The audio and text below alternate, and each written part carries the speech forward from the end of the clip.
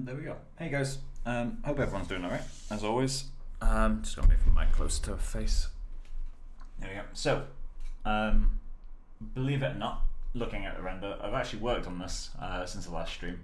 And it was one of those things that was like pointless hours of work. It was only 2 hours, but I've resculpted this rat, which is completely out of focus and in the background in one color. But he is now different. If we go into my desktop, we have this little guy. That's what I've sculpted. Obviously, he's just painted flat black in the actual scene, and it'll be covered in groom. So all the work kind of, I mean, it's not exactly hours and hours. It's just two hours kind of figuring out what I wanted to do, because I did go through quite a few different designs. But we did eventually kind of stumble across this, and I quite like it. It's kind of appealing. But yeah, so we've sculpted that rat, put it in the scene, and that is now what's sat down here. So all those hours well spent getting this detail, which is less than a pixel. But yeah, so I'll be kind of continuing, not on the rat obviously, but I'll be continuing on the scene for today. I think the last thing for us to do modeling wise, other than environment stuff obviously, is this guy in here. So in terms of where we're currently up to, this is the render I literally just did. I left it going for half an hour before I started the stream. So in terms of environment, obviously we've got like all the texturing and look dev to do, especially on the road and this path. I need to model some litter and that sort of stuff to kind of make this feel like it's not completely fake, completely barren even. So we've got that. Hey Yekin, how you doing? But yeah, so we've got the monster in here, which I need to add groom to. We've got this little mouse thing, which I need to add groom to. I'll be doing like a little creature coming out of the pipe, but that's literally just 2 eyeballs. Currently the design is just 2 eyeballs and some fur, so I'm not really too worried about sculpting anything for that. So we just got this guy in the doorway, which I'm going to sculpt now. Love your videos. Oh, thanks man, glad you like them. But yeah, so I'm just gonna spend this stream. It's only gonna be a short one because, to be honest, I don't really feel like streaming today. But I kind of want to push through the project. I want to keep it going. But I kind of want to relax tonight, so I figured what I'll do, rather than start at 8 and stream until just before bed, I'd rather start early and then finish at like 9, half 9, and then I can have a couple hours in the evening to completely chill out and play games or play guitar, whatever I feel like. So yeah, but this is where I'm currently up to. So I'm just going to open ZBrush. We're going to just kind of like improvise, to be honest, on the face and head, because all that we have is an eye and a mouth kind of placed. So as long as we have a large eye with a like high up mouth, it doesn't really matter what we do for the creature, especially since he's going to be covered in fur anyway. But yeah, so I'm just going to go and, oh, that's already set up. Cool. So I should probably build a ref sheet, but at the same time, just kind of what I fuck about. So if anyone has any like ideas as to which way to push the sculpt, by all means say, because I'm not too precious on this. Let's just go render properties, shadows, there we go. And let's get rid of the alpha. Do you have any plans to release tutorials for Maya for beginners? Not really, to be honest. I do occasionally do tutorials, but it's pretty rare. There's one, I think, no, 2 kind of on this channel. I recently did some flip normals groom tutorials. But I feel like if you want an intro to XGen, flip normals is a perfectly good place to go to. So by all means, check out their intro to Maya, they're pretty good. Obviously you can ask questions while I'm working, like, I'm happy to answer stuff. But yeah, so first I need to figure out the prerequisites of this. We need a flat face, I know that much. Because it does need to, again, it needs to sit comfortably behind this doorway. But other than the flatness of it, there's not really many requirements. It just needs to be fairly long and with a large eye and a high mouth. So I'm just going to sketch out general proportions, and then we can kind of play about with the actual kind of shape of everything. So the question is, do we actually want to go for a creature, or do we want to go for a mask? Again, it's going to be covered massively in fur, so I'm not too worried about exactly what we do. For now, I'm just going to sketch out kind of, that's the general proportions we're going to go with. Obviously it's not, the actual thing we're going to go for, but let's just make that higher res. Dye mesh. But yeah, so I'm just going to sculpt this completely in. And then let's get that mouth a bit more chiseled.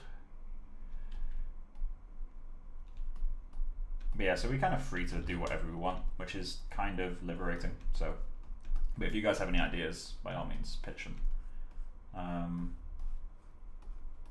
Yeah. So I need to figure out how to make it fun is the difficult bit. In terms of the actual model that we've got in the scene, it's literally just this mask, because it's just proxy. It's this mask but scaled and kind of soft selected around. So that's the actual mask. So yeah, I don't really care much for this side profile. I mean, we could potentially do something with that. It could be fun. And then the eyes are actually quite far apart, so let's do something along those lines. Maybe it could be fun to do the hollow mouth thing or hollow jaw thing.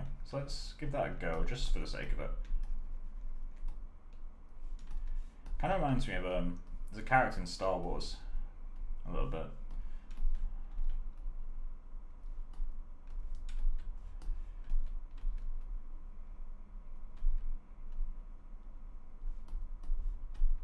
But yeah, I'm not too worried about like having consistent styles in the sculpts and stuff like that, because they're all like, you know, covered in fur and shit. So we just get to have a bit of fun with it, sculpt whatever we kind of want to,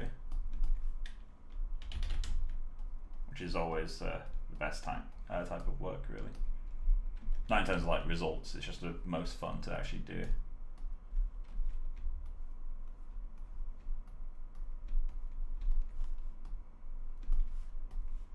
So that doesn't work.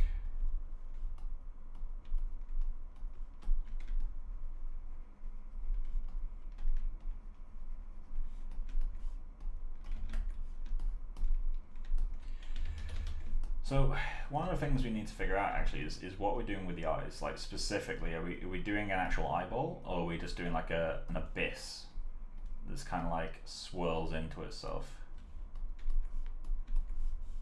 So that could be kind of fun. If we just kind of like do some whatever shapes going on in here. Again, I'm not being too precious when I do this. I'm just sketching whatever comes to mind, and later on, if it was to refine this, which I'm not going to, because again, covered in fur, out of focus in background. But if I was doing this as like an actual creature, and what I'd normally do is I'd spend the time kind of getting this modeled, you know, just throwing out the bad ideas by doing them quickly, and then by the time I've kind of figured out what I want, I can actually refine the forms. But I think it could be kind of fun to do this like really swirly eye thing. It makes the mouth feel very out of place though, so that's...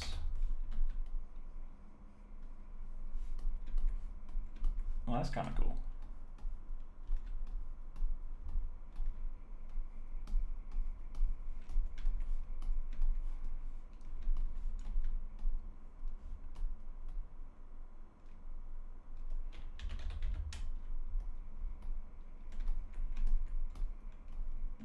I don't want to move it towards just being a skull though. Let's give him really deep eye sockets.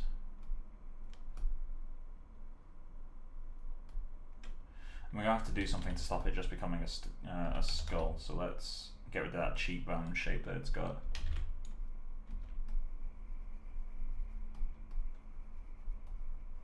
Now it's just becoming a face. Right, what can we do, what can we do?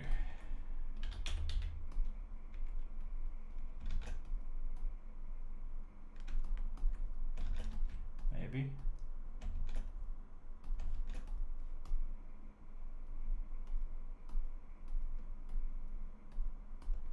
I just end up with a creeper from Minecraft.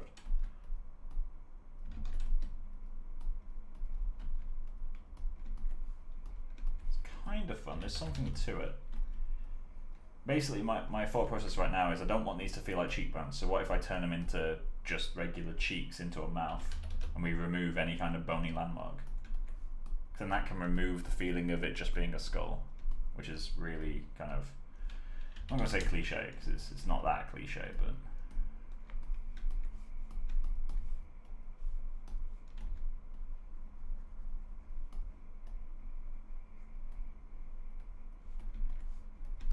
Yeah, more than likely this entire stream will be like sculpting stuff and throwing away the ideas, and sculpting more stuff and throwing away those ideas too. That's what tends to happen in this type of work.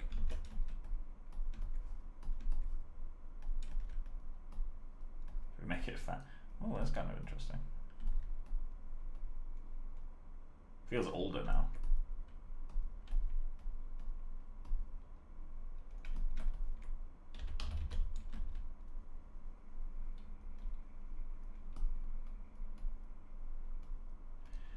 This feels too much like an old face though. Was there any particular point where it worked best?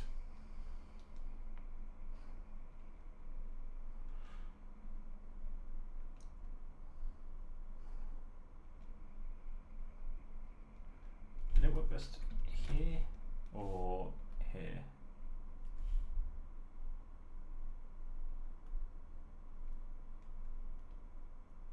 I feel like it was more interesting at this point. So let's get rid of that stuff.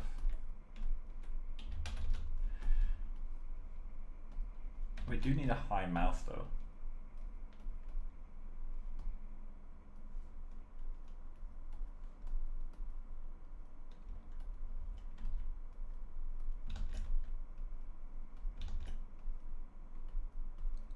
Kind of works.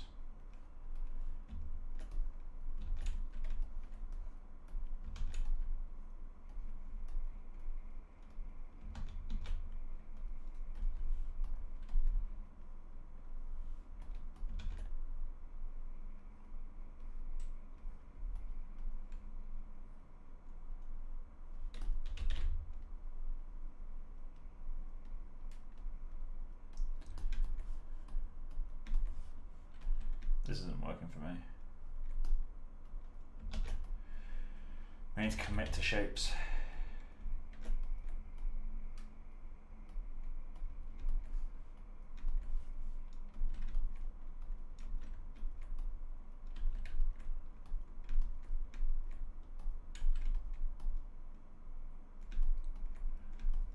Kind of weird. Flat jaw or not flat jaw?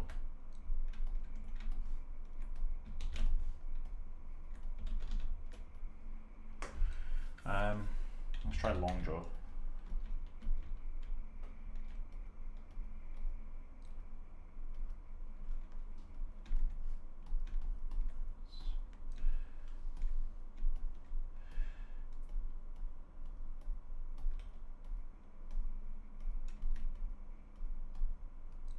feel like we could make something interesting out of this one if we get some kind of patination and stuff.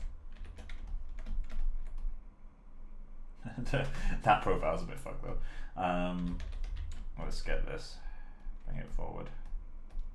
Bring that back. Let's have it not be a jaw.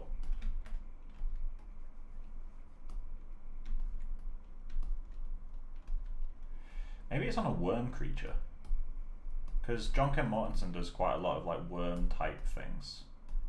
So maybe it's on something like that.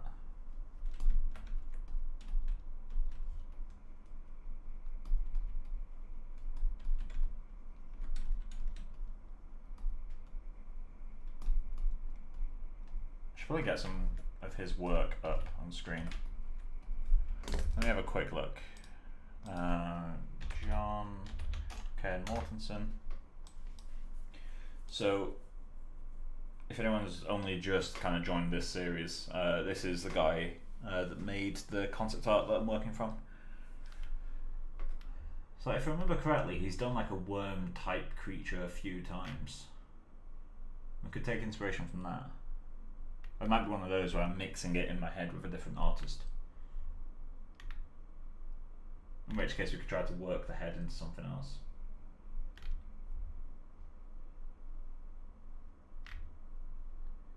Obviously we've got the one that's in like our main reference, but he has done another one, which was a bit more fleshy. It's kind of cool.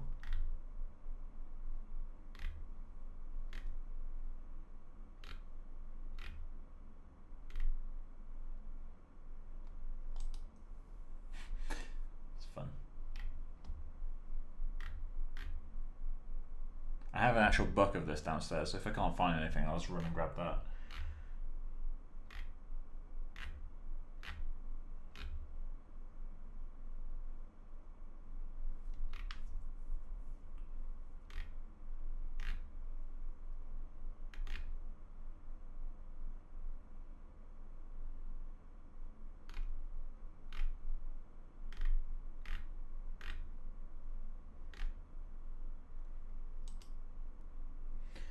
Yeah, they're always hairy. Where is it? I've seen the image that he did where it wasn't.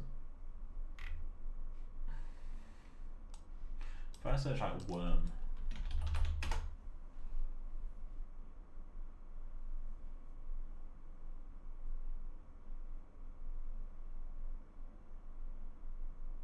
I don't think I've seen this one before, so I might be mixing it. I can't be mixing it with that one. Hey! Popped up in the top, in the bottom right there. I really hope he sees this at some point.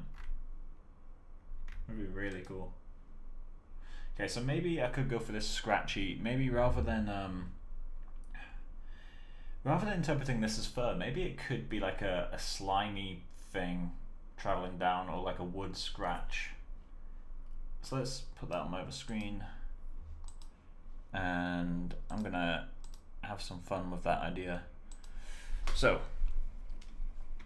doesn't really suit this though, is the issue.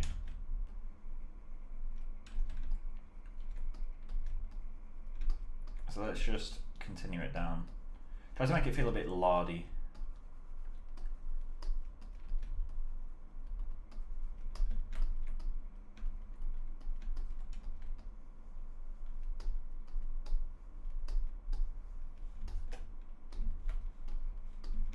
So we're not going to go further down than that, because he's literally only visible through a doorway.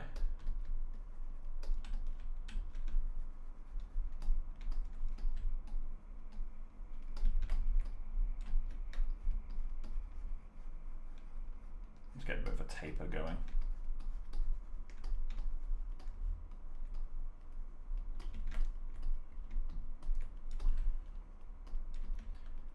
Double chin from hell on this guy.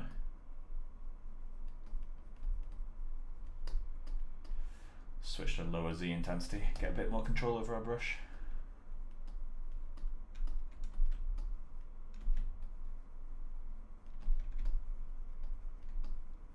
The aim is to make this feel a little bit, not blobby, but I don't want it to feel like it's got loads of anatomy going on. I want it to feel kind of weird.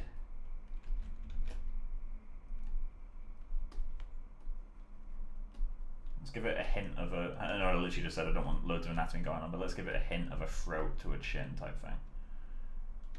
Just going down the front of it, just so there's some kind of form.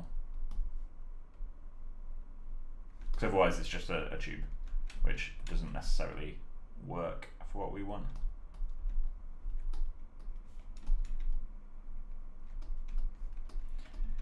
Do we want the cheeks or not?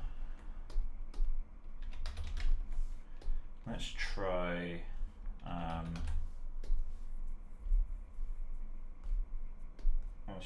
spray. Where's the scratchy alpha? There it is.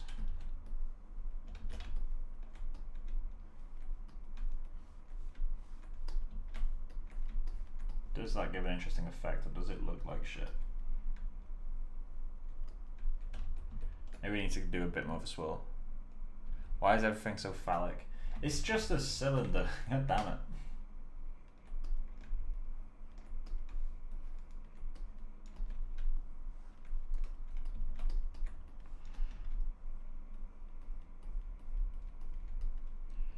Nah, it doesn't work.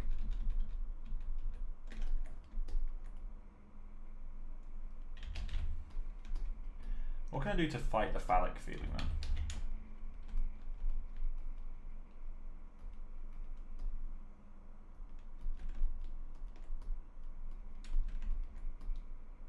Well, that's kind of interesting.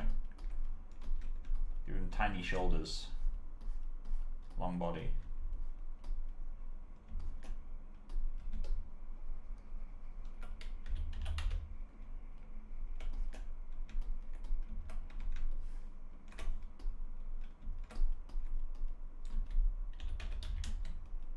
There, I've got rid of the phallic feeling. Let's go modify topology, delete hidden, close holes, and then do another Dynamesh. Cool. So that then means that we have to go down the route of anatomy.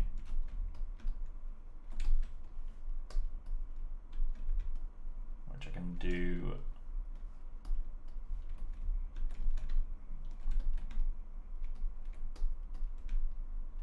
Don't need to do like over the top anatomy, I just need to get the pits in the right place.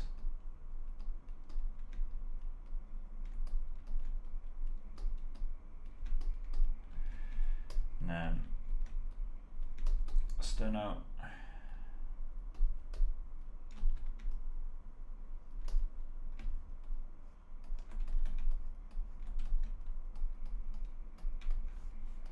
There we go.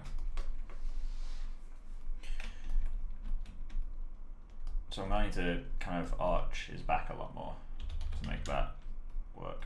Again, no, literally all we'll see through the doorway is like that much. So I'm not too worried about getting everything feeling proper, but I don't want it to feel human, so I do need to be careful about spending too long doing like human type anatomy. I don't know enough about creature anatomy to kind of draw any real world stuff into this.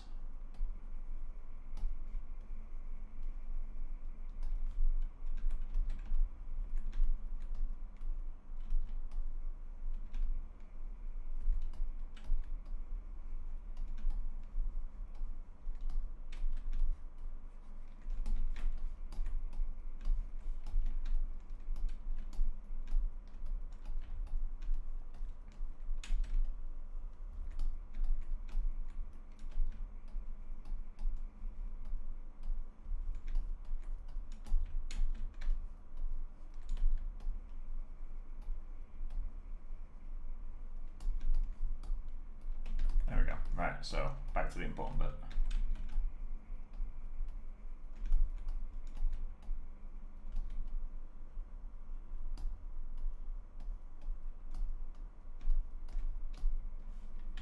Let's get a bit more going on up here. Let's define the mouth a bit better.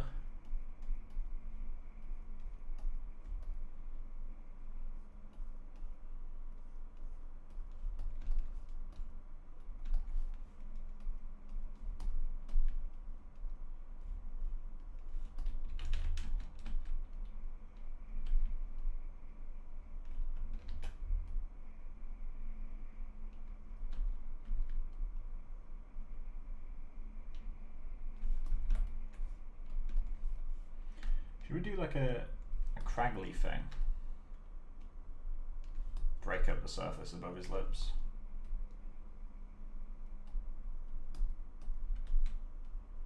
Something I like to do, something I like to like overdo in my work is these little pillows in the corners of the mouth. I find them really fun to sculpt. I need to figure out what's going on with this though, because I don't need to do correct human planes, but I do need to make it at least somewhat interesting to look at from the bottom.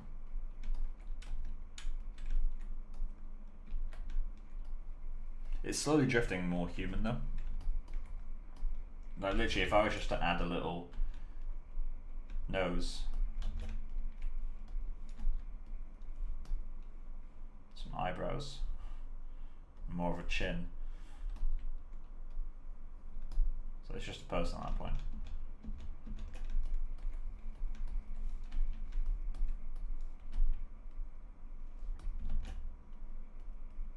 Let's do a scratchy line. And something I always find interesting is like when you do drawing, one of the when I was at uni, one of the things that I was always taught against was like scratchy lines, because I like my drawing style is quite flowy. Like I do quite flowy lines, but obviously that's after years of going to uni. But at the start of it, I didn't really have much line confidence, so I used to do these scratchy lines quite a lot, rather than just committing to a nice curve like that. I used to be a lot more kind of finding the line by doing these little scratches. But the kind of flip side to that is if you're doing like quite harsh shapes. Sometimes the scratchy line adds an interesting quality. Like, I mean, wrinkles aren't perfectly smooth lines, you know, there are lots of little scratchy bits. So it's actually sometimes beneficial to not do it in one smooth line. When I'm blocking, I definitely go along the smooth line route. But when I'm at this stage where I've kind of got the lines that I want, potentially, I just need to kind of add depth to them and sharpen them up a bit, then I try to do these scratchy lines to get a bit more variation there. Granted, it's worth varying that, so you want some long flowy lines in there, so it doesn't feel like it's just scratch the whole way around. But it's something to kind of consider. Your line, how refined your lines are. But you don't necessarily need to close every gap. Like, there can be you know, gaps in your line work and that sort of stuff. I find it interesting. At least, you know, I'm not a professional modeler by any stretch, and just a, you know, look dev groom guy really. But for modeling, I tend to find this is an interesting way to do lines. It just adds a more organic quality to things for very little work. In fact, I'd argue it's easier to do than the flowy lines. The flowy lines are just my default. There's a shape in here that I quite like.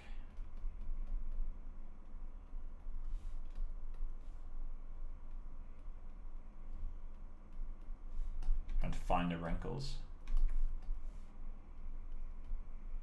So what I'll have to do is, now that I've got those lines in place, is kind of build volume between them in some areas. So like this one, it feels like I could probably go in with a standard brush and like fix that first. Go in with a standard brush and just do a little bit of that. Smooth it on one side. So it gets a little bit more depth to it.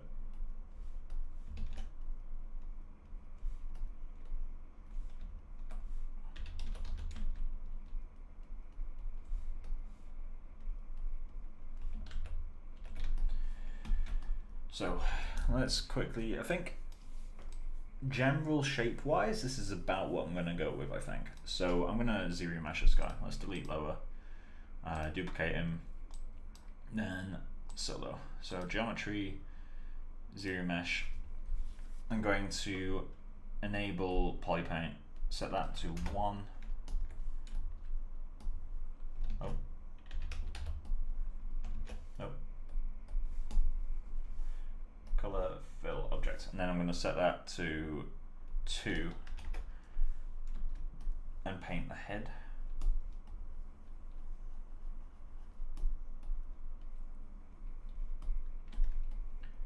Cool, and then I'm going to set that to 3 and paint the eyes and the mouth as well. In fact, let's just do 3 for like the actual face itself. Let's just catch those in there.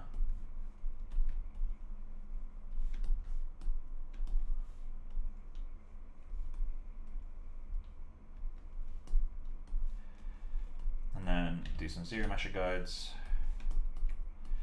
and just give it a clean base to start with.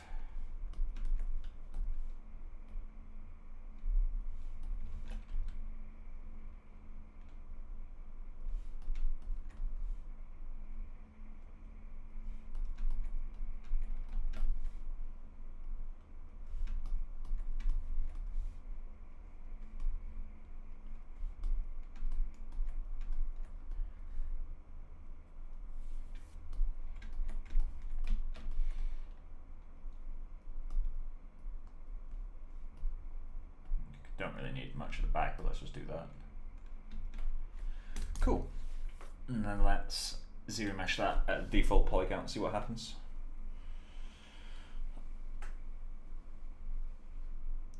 Zero mesh is a lot slower when you start doing the control paints, but it also gives much better results, like much better results. So I tend to let it do its thing. There we go. 17k. That's fine. I'm happy with that poly count. So let's go back to our usual sculpting color, which is a little bit more.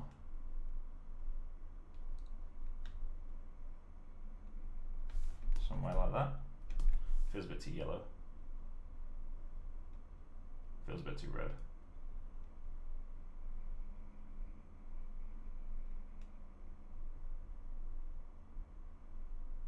There we go. So, subtool. Let's just smooth a few times. Geometry, no, subtool, project all.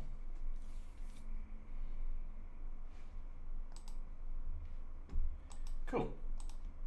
There we go. So now we've got a better base for sculpting on.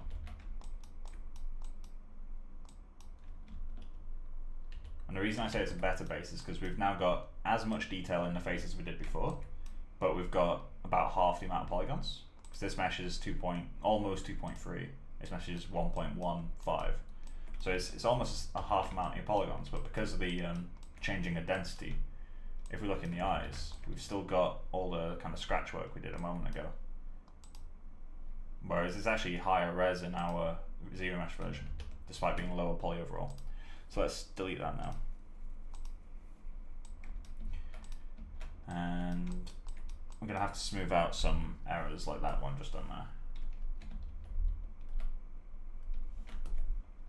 Got a little bit confused in there, didn't I?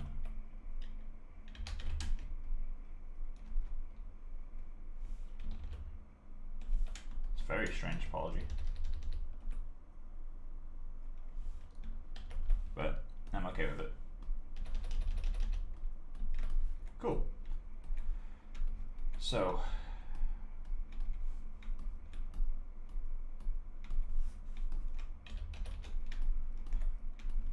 let's figure out what's going on out here.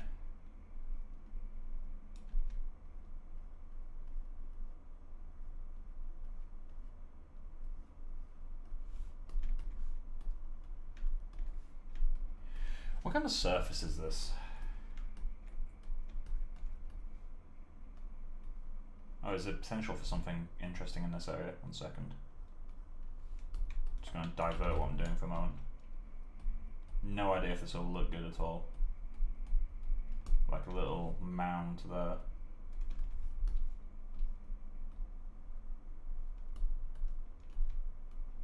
There's something to get some variation in the shape.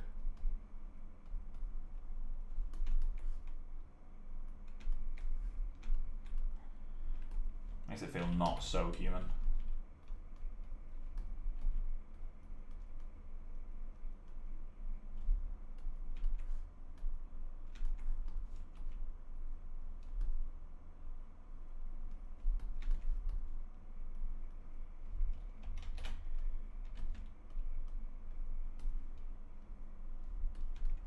Cool.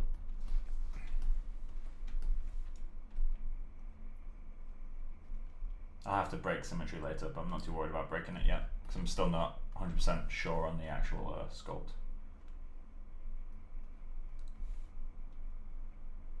Sculpting more monsters. Yeah, just I think this is the last one that we need to sculpt. This is the one that's going to be hiding in the doorway. I'll just go back to the render for a second. So this is the guy that's going to be in there. Obviously that's the model we currently got, which is the mask that's scaled around. I modeled the mouse, which you can't tell because he's out of focus. And obviously we've got the guy in here. The mouse, I'll show. I sculpted this last night on a work chat, literally just like 2 hours I think we spent. Obviously this isn't 2 hours worth of sculpting, it's far too simplistic. I went through about 4 different like kind of styles for the head. Originally I started a lot more on the monstrous side and it slowly just got cuter, and I decided, you know, I'm just going to keep the cute. There's nothing saying this project has to have everything be creepy. And granted it's out of focus anyway, so but yeah, so we're just doing the one in the doorway. Which is starting to remind me of isn't there a creature in Doctor Who that looks like this? It's like a peaceful creature or something.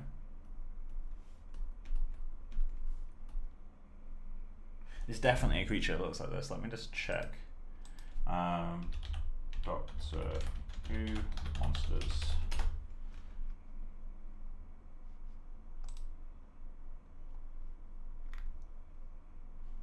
Yeah, there it is. Reminds me of this. mouth shapes, the eyeball, the cheeks. So I'm gonna have to do something to kind of differentiate it a little bit.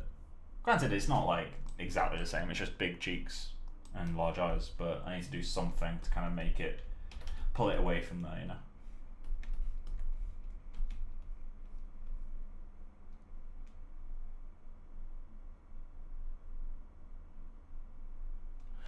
Gonna keep it live in the background and do some painting and marring. Oh, nice, man. What kind of work are you doing at the moment? Is it NDA or is it stuff you can talk about?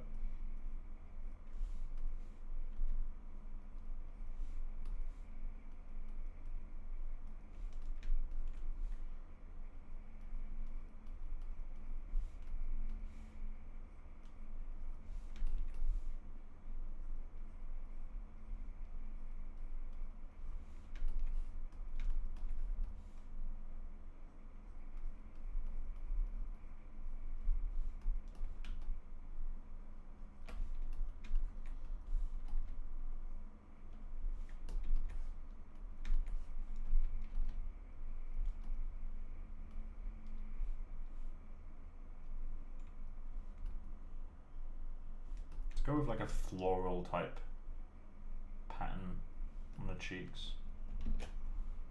Let's see if we can get an interesting flow out of that though.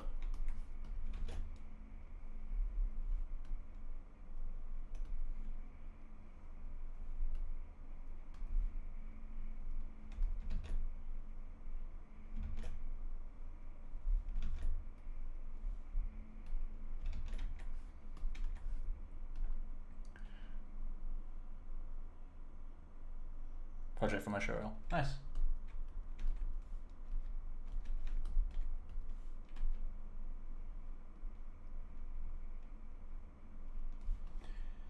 Yeah, I wonder what I could do with these patterns on the face. I might ditch these, I don't know yet. Let's just do some like pretty wrinkles. They don't make any sense anatomically, but maybe it's something that happened, who knows. Nice thing with doing fantasy creatures is you can do whatever the fuck you want.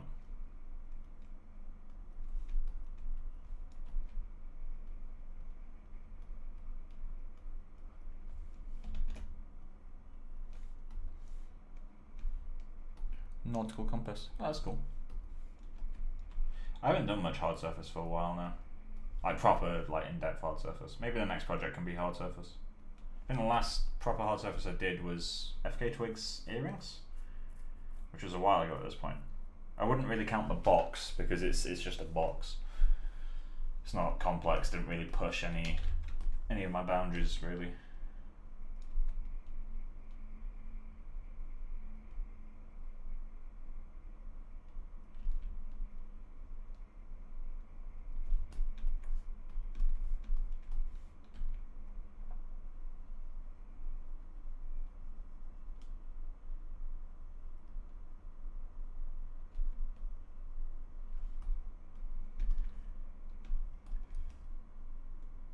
Hey man, is this a new project? No, this is a monster that'll be out of focus and in the background.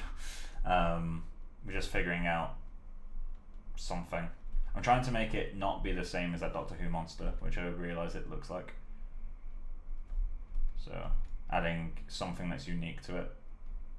I figured, you know, let's try some floral, like kind of wavy wrinkle shapes on the cheek.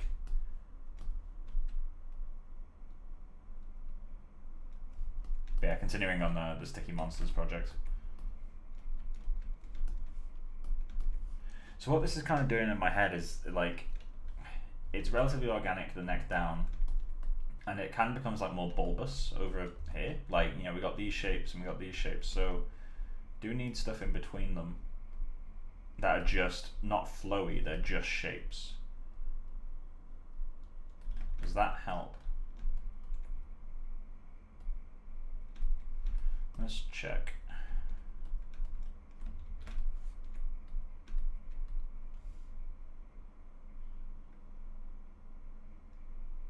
What do you guys think, with or without the shapes? Yeah, you should totally do some hard surface stuff. Would love to learn some tips and tricks from you. Yeah, I mean, I can give it a go. I'm not a hard surface guy though, so I'm not sure how many tricks and tips you'd get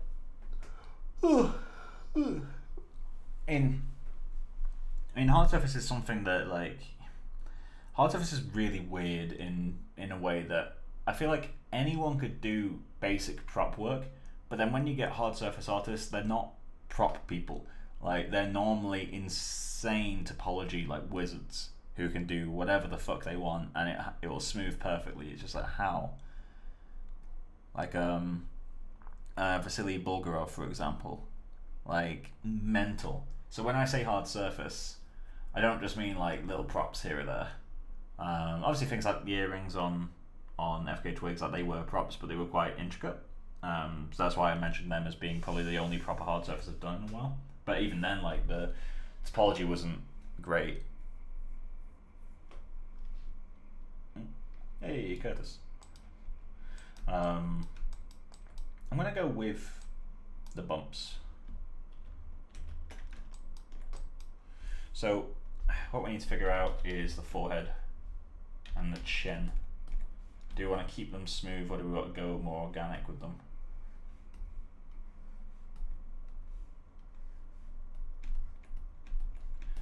Currently what I've got in my head here is like a blue whale's stomach. Or like any kind of whale. Is it most whales have that, like, weird thing? And let's do the same on the forehead. Let's see if that...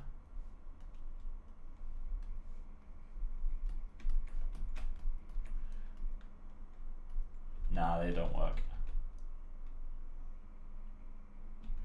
Bumps look interesting. Where is the concept from? This isn't from a concept. I'm just fucking about. Trying to design something interesting.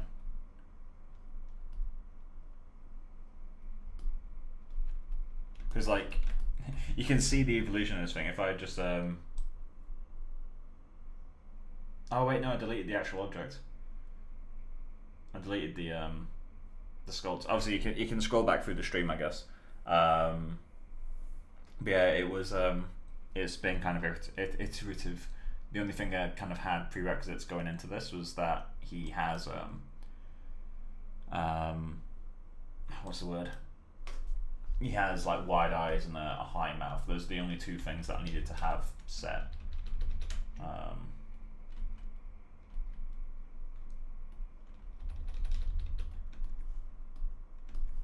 Do you want to kind of fuck about the mouth shape a bit more?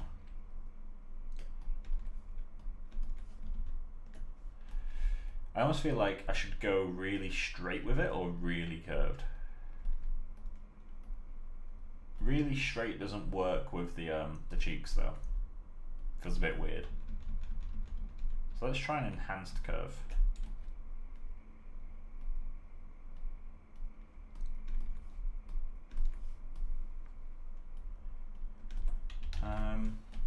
Maybe if his top lip has been sucked in.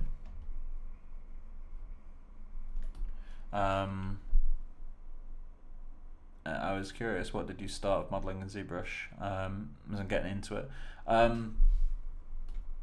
just did heads, like, relentlessly. I didn't jump into ZBrush for a little while though. I can dig him up on my Facebook if you give me a moment. I'm gonna go into photos, see all photos, your photos.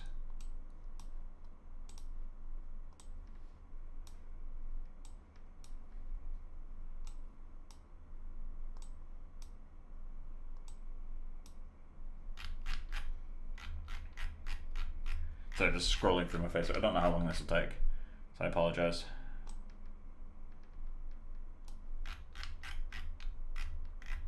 I can show you my first lot of sculpts. These are all from like 2013, I think. 2014 is when I got ZBrush, but I started sculpting in 2013.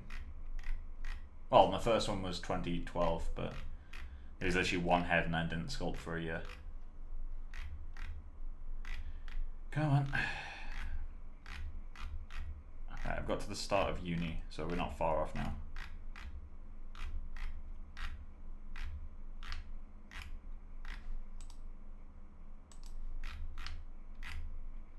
Still going.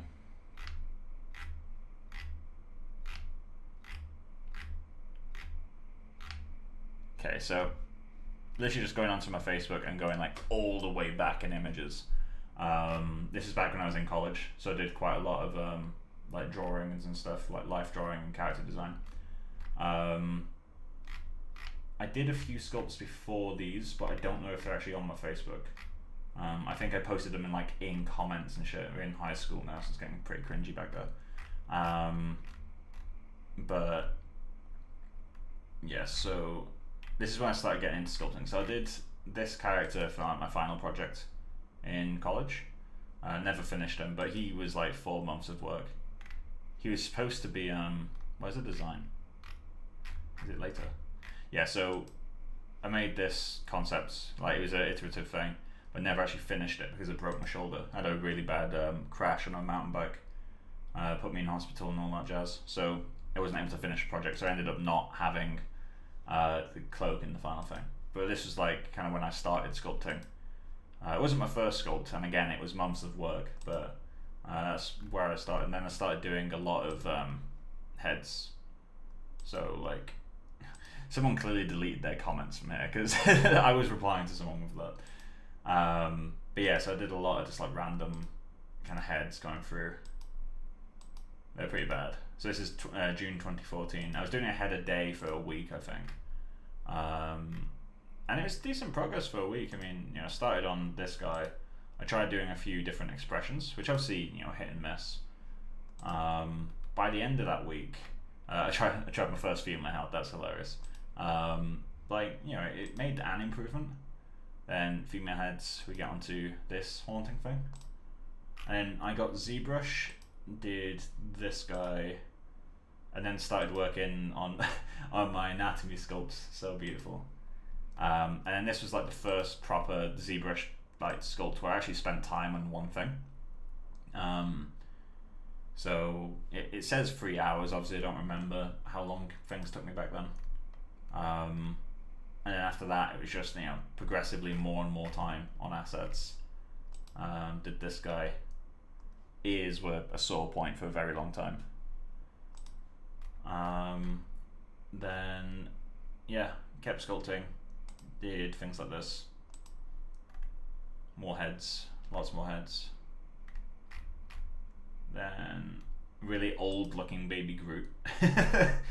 This is already like January 2015, so this is 6 months of sculpting.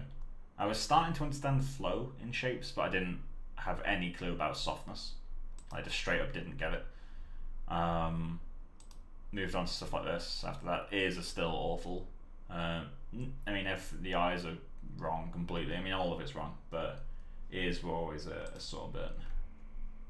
And this guy was the first sculpt I actually spent a really long time on. So I spent probably about 20 or 30 hours in this sculpt. So this guy was about like 8 hours in.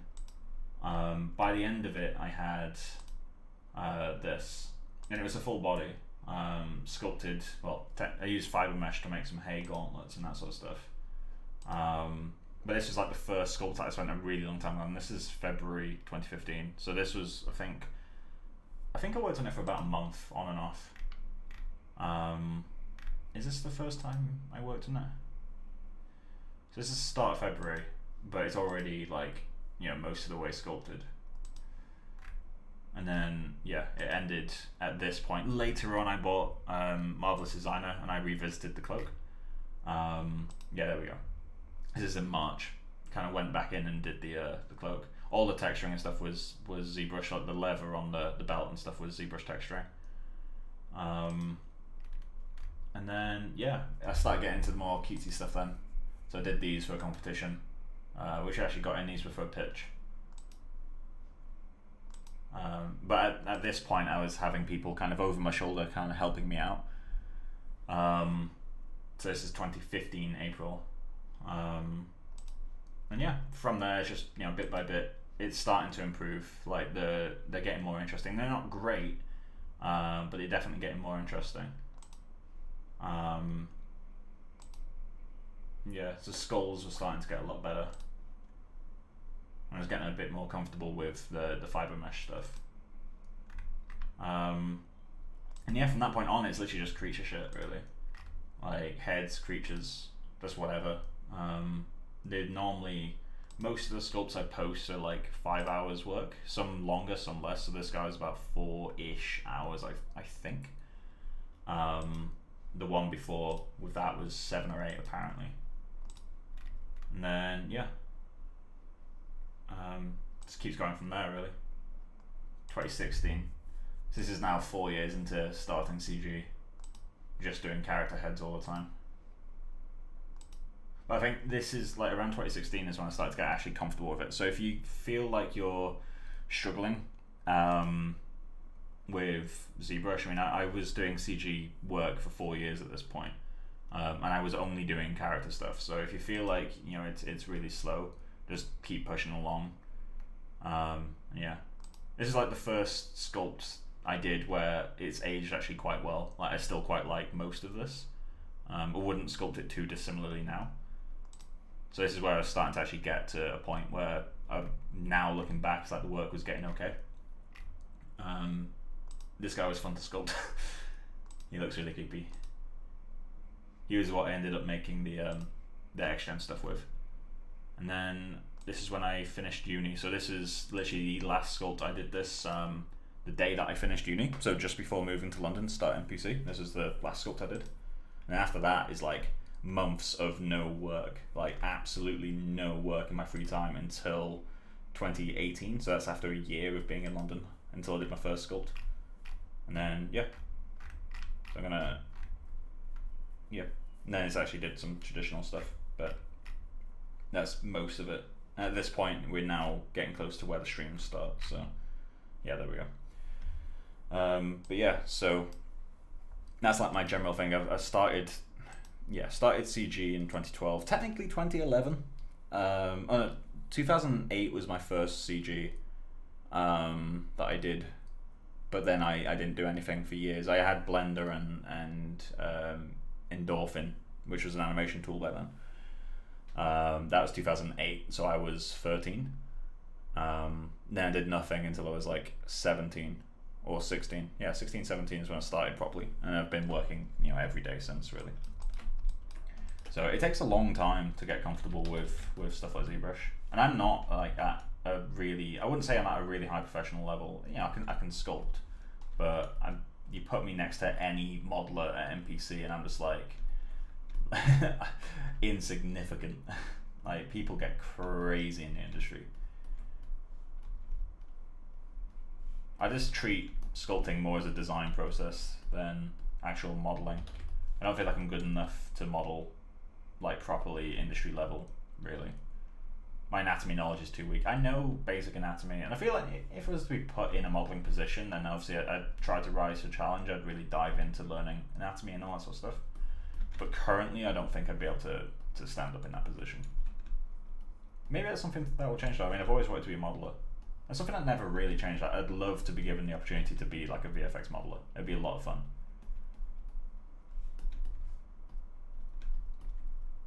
I've missed quite a few messages. Man to Dragon Ball Z. Oh yeah, I'm guessing you were talking about things as they went by. Like in ZBrush, looks okay. Yeah, no, everyone just starts with heads. Everyone does heads. Partially because you already have like an innate understanding of them. So you can kind of get away with a lot. You can learn it as you go. So I'm just going to try to do like a rolled lip. Like his top lip is eating his bottom one.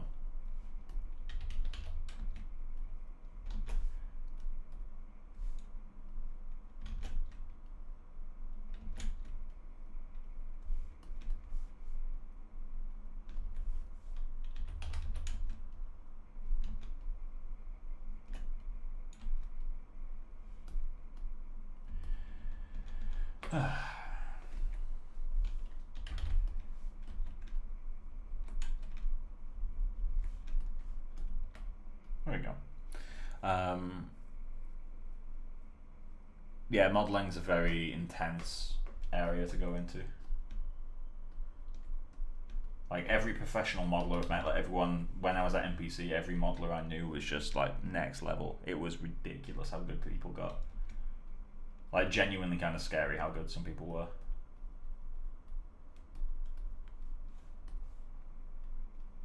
Like some of the people like Damien was an absolute monster. Damien's the I have no chance of pronouncing his surname. He was he did the ZBrush Summit on behalf of MPC.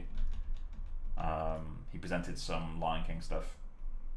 He's really good creature worker. In fact, he's the guy that did the when you open Substance Painter, the kind of dinosaur thing that comes up was his. He's a ridiculous modeler. He's also really funny. Got on with him pretty well. I feel like these ones are too sharp. Let's get a little bit of a... I wonder if I want these to feel more scale-like.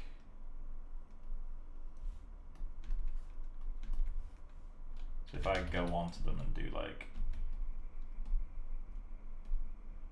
Should I make them feel harder? Because this stream is just kind of like, I'm just going to coast along, do a bit of creature work, because I don't really feel like working on the project tonight. So it's like, okay, well, if I sculpt a character, it's not directly working on the project. It gives me kind of a break. But still, you know, I can still put it in the same stream series because it is ultimately for the same project.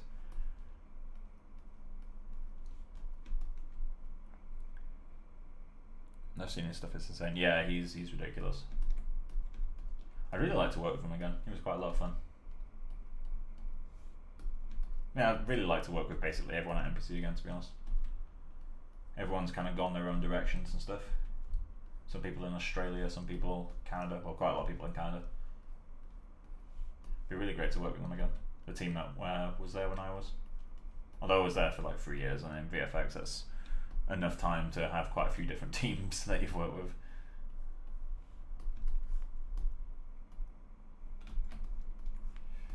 I don't like how symmetrical this is feeling. Let's try doing like a more hard shell type thing in this middle bit. So rather than the cracks, have it be more like a brush surface like that.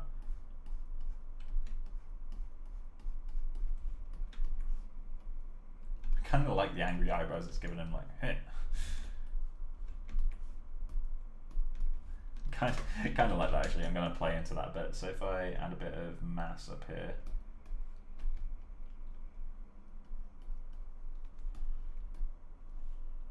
Yeah, I dig that. I'm going to keep that.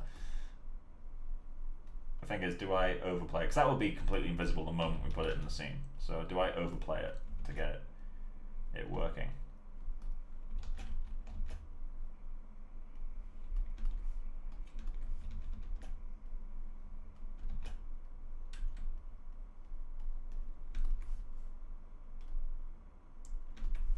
Yeah, fuck it, that's staying.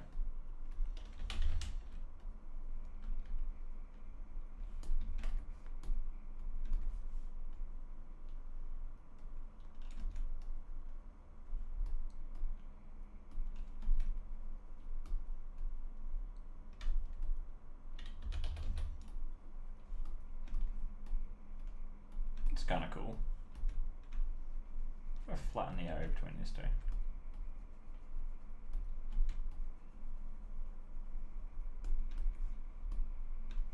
Kind of like that actually.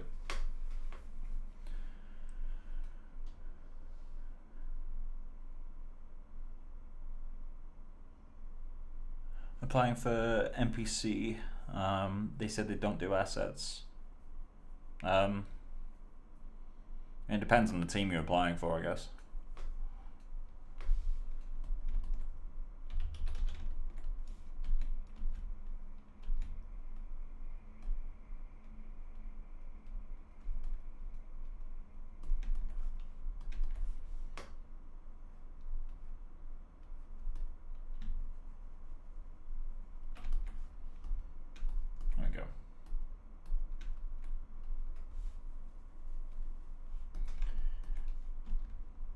Is this like a horn thing growing out of it that I'm slowly discovering right now?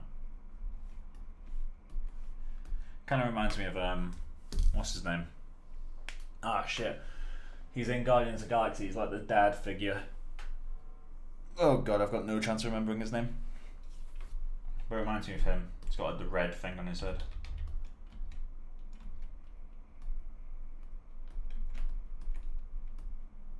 Oh, that's kind of fun. I'll keep that. I don't want to over design the creature though, so I'll leave design stuff at that point. Now it's just a case of kind of texturing. So let's just get our planes looking good.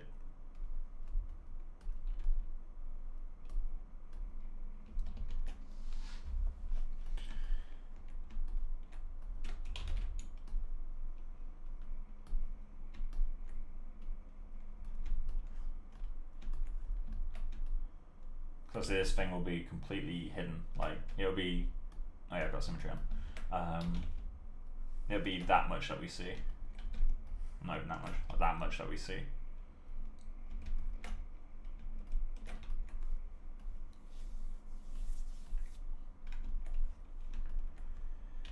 Let's try spacing the eyes out a bit more.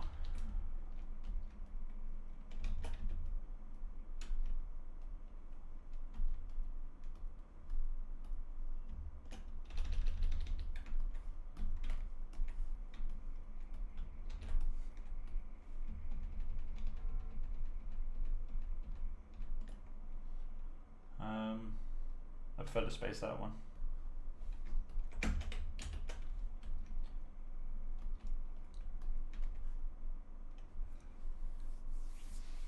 Oh, Yondu, that's the one. Yeah, it kind of reminds me of him a little bit. Not much, but it's there. Is that Dynamesh? No, this is Zero Mesh at this point. So I went through and then properly set up a Zero Mesh to do something that's nice rather than shit. Zero Mesh is one of those things that if you babysit it, it can make like usable topology. Not animation pipeline, but like, you know, for a background asset that literally won't move, it's fine. Don't need perfect topology for something that doesn't deform. Hell, there's an argument to be made that I won't even use displacement, to be honest.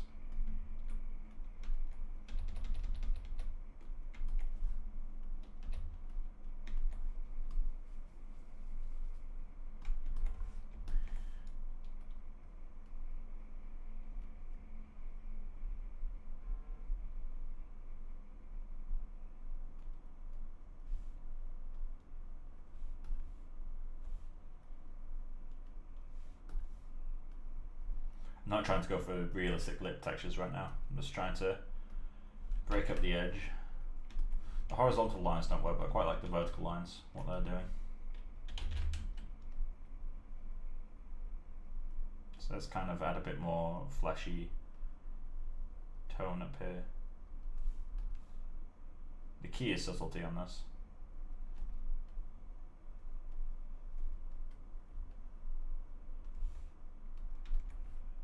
Is it bad to use Dynamesh or Z-Sphere in production? Well, do you mean Dynamesh as in like actually putting a Dynamesh mesh in a scene? Or, because I'd argue, yeah, definitely you don't want to do Dynamesh for a scene. If you mean Zero Mesh, then if it's not being rigged, sure. If it is being rigged, speak to your rigger, but I wouldn't recommend it.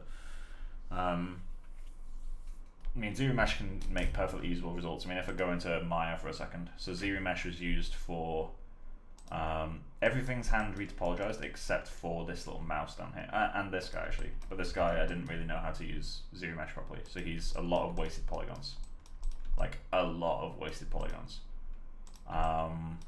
Whereas this guy, I kind of spent a little bit more time. You see how it's like denser around the face, so it's actually useful polygons. But this is, you know, not a million miles off what someone would do. Like, there's some weirdness, like the eyes are not closed, like it's a spiral, which is not good. But like the ears, it's got a clean edge that goes through the whole thing. Like, the topology is actually closed loops for most of it. I think it's the eyes that get fucked up. Yeah, there you go. So the eyes are bad. But other than that, it's all pretty usable. I was pretty surprised when it gave me that, to be honest. But yeah, you can get usable topology out of Zero Mesh. I just don't recommend relying on Zero Mesh. And Dynamesh, definitely not.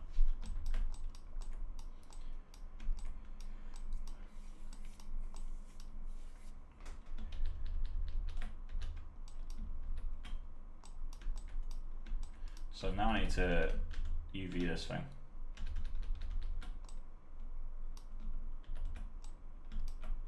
So let's save the scene. Let's go Sticky Monsters. This can be Monster B.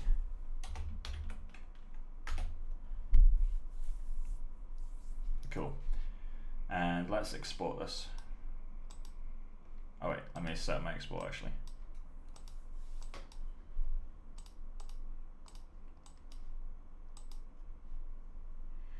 And this one's going to go into projects, personal work, Sticky Monsters, scenes, texturing. And then this one has to be char secondary monster B. I don't like the naming conventions of this at the moment. I really should have planned it going forward. Char monster B. Cool.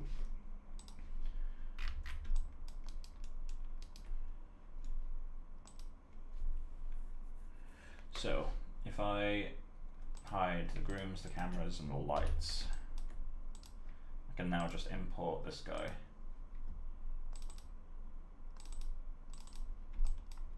There he is. So let's move him up to there. Modify free transformations. And let's just see if scale wise he's okay. He might have to be scaled up a fair bit. He will have to be scaled up a fair bit, actually.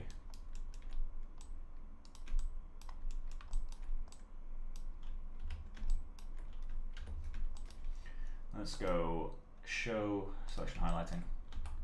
Just scale this until the eyes match.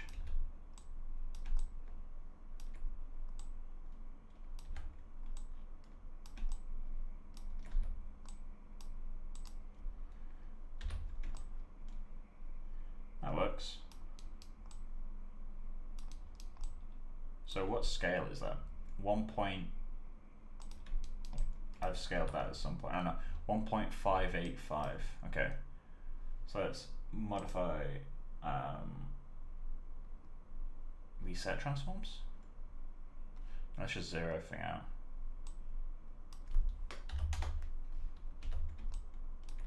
Cool, move him up. Modify free transformations, right. So that's him now at the correct scale. So I'm just gonna immediately export that. Export selection. I'm gonna put it over this guy. And then I'm gonna UV this as well. So let's go back to selection highlighting, turn that on. And let's do some UVs. So let's just do it, start with a map, planar map Z. And do we have a clean middle line? That'd be really nice if we do. We do, sick. So where's the last one? That's the question.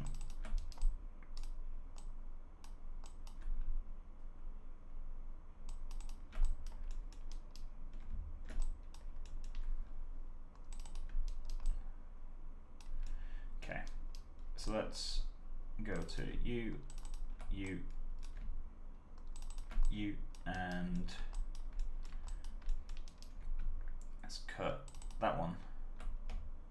Deselect these guys.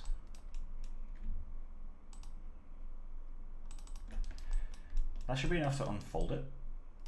I might have to cut the face off.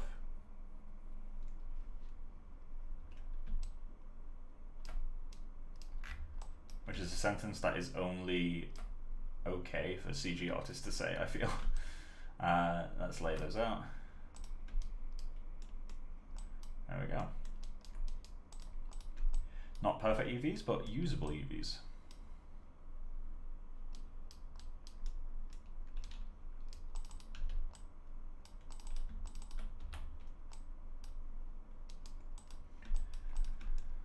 So, since most of it gets hidden, it could be worth doing that. Or like, yeah, that works. Let's do that. Cut. Fold. then all of this stuff can be scaled down and go there. And you can be scaled up to take up as much space as possible.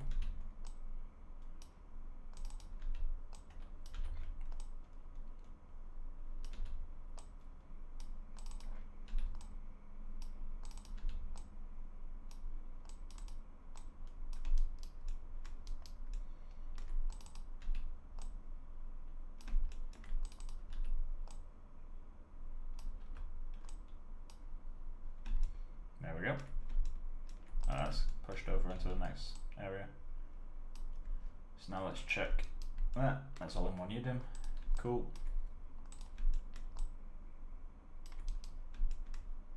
That just gives me a ton more UV space for the bit that actually gets used. Let's just check. Okay, so it does tighten up. Cool, that's not a weird unfold.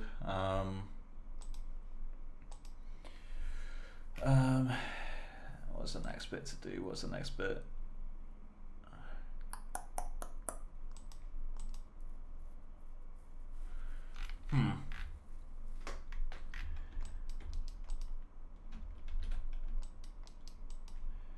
File export selection.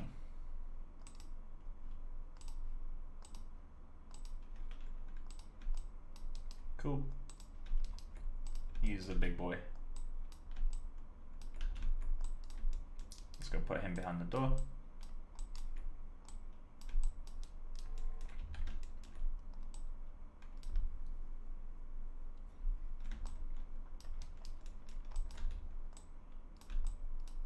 Something I kind of forgot to consider is how does the hair come off this guy? Let's push him back a little bit.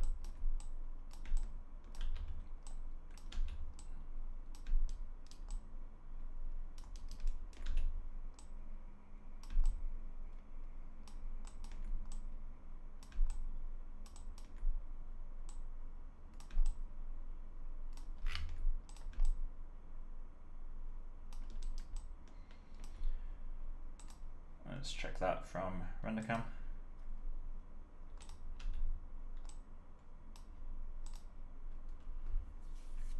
Cool. So let's get back into ZBrush. So what I can do now is import that mesh back onto it. And that now gives it UVs and the correct scale. So now if I was to save out any displacement or any textures, it'll work. So now save this. Software. Now I can go back in whenever I want and sculpt. I'm not going to worry too much about textures and displacement and shit yet, no. Let's go Pixelogic, there we go. Z projects, StickyMonsters, Monster B. Cool, there we go. Didn't mean to do that. So let's unhide all that other shit. Cool. And do a test render.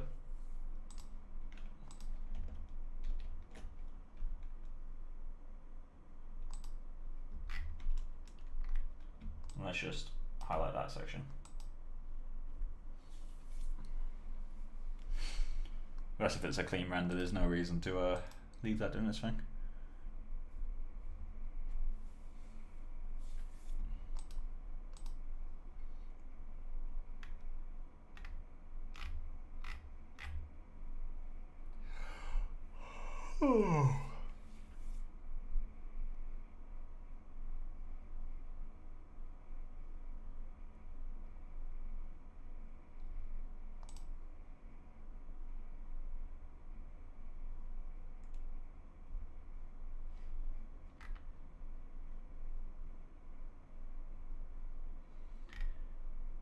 Yeah, that works.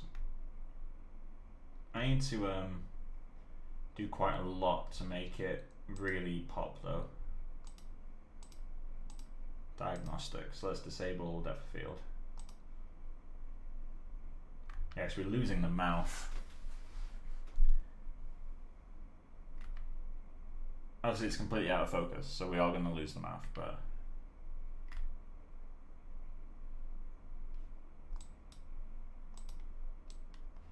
Assign new material.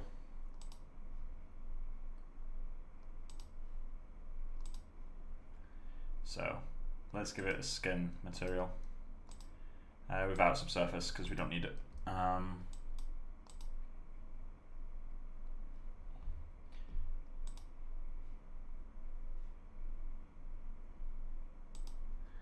give it like a yellowy hue.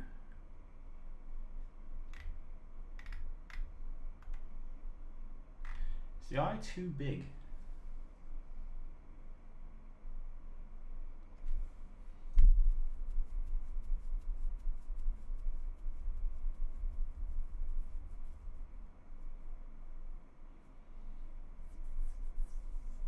I'm not sure.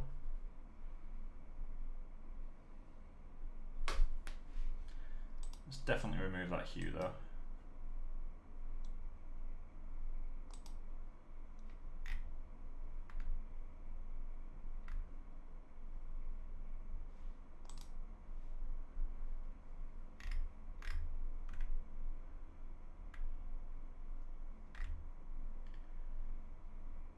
Yeah, I feel like we can start getting grooms on these guys soon. Let's do a little bit of texturing. So, color, what are we doing? First off, let me fill this. So, what color are we doing? What color are we doing? Brown? Brown skin? Like a dark, really deep brown. Let's go to color spray, make my favorite brush.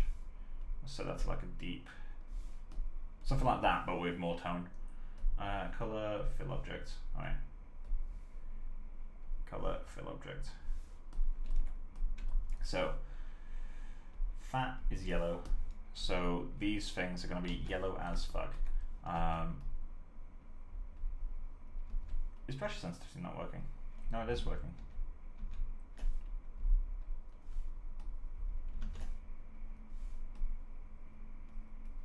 Oh, it's because they're just so different in tone. Okay, that makes sense. So let's get that coated in yellow. In fact, this entire section I want it to feel kind of fatty. I'll be going back over this in the brown in a second. I'm just getting color zones. So we got that. Inside the eyes, I'm going to have is like a deeper purple, like that.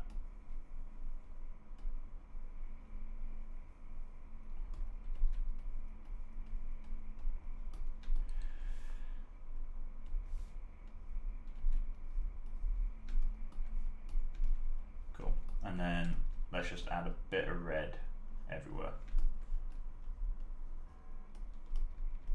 Give the impression of blood. Goes without saying that like all of this will be very much painted out in a moment.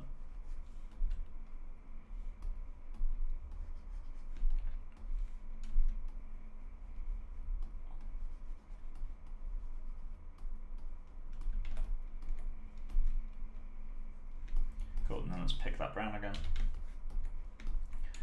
and go over the whole thing.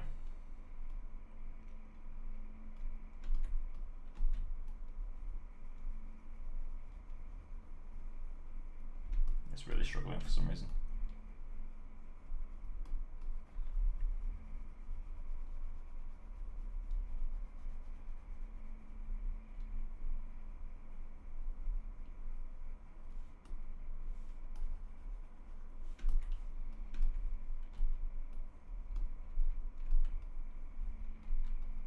It's getting a bit of a green tint to it. Why is it getting a green?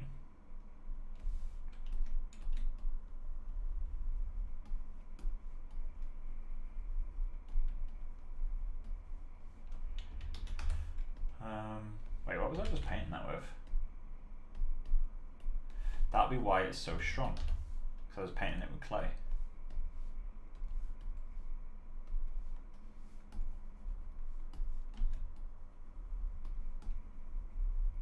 That's so much better. Alright, cool. So I was just painting with the wrong brush.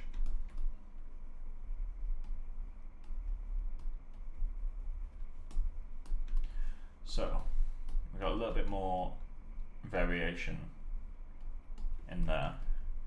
Obviously we need to do like actual like proper painting at some point. Let's experiment with colors though. So like, do I want this thing to be like a really different thing from everything else? I don't want it to feel separate, is what I'm saying, or trying to say.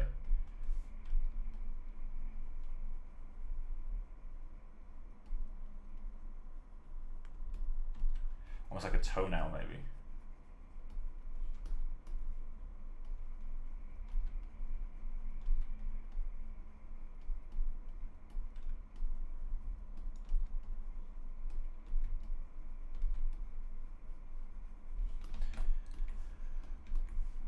So let's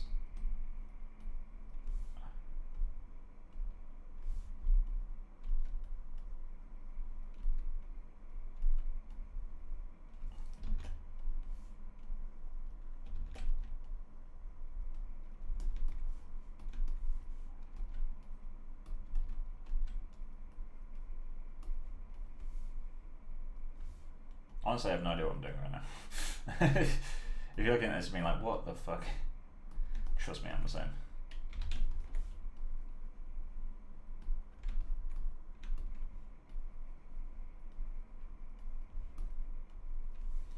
Let's go more.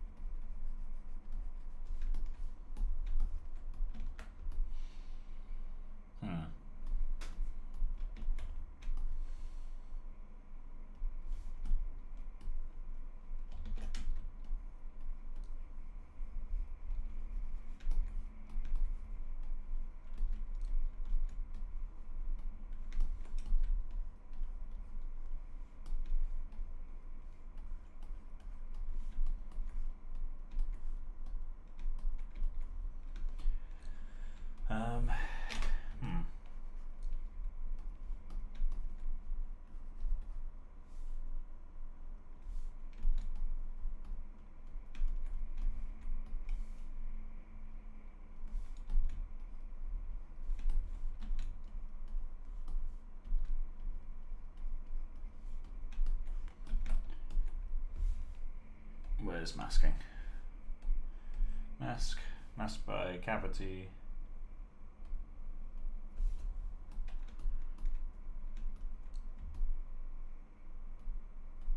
Mask by cavity gives you like so much free shit.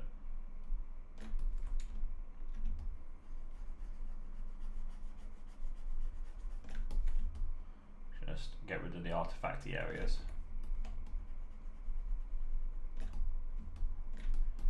It's got some interesting things back here.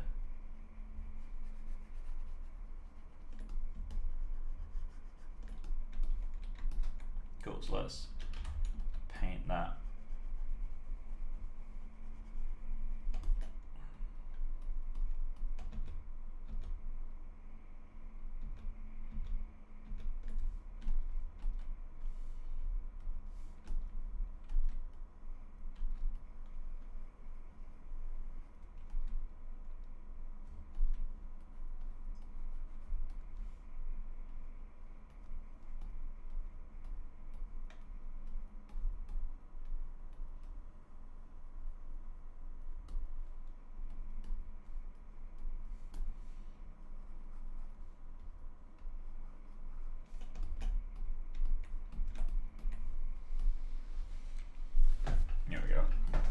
Something like that. The eyes haven't worked. So let's color pick this, go darker, and manually lighten up the bits in between.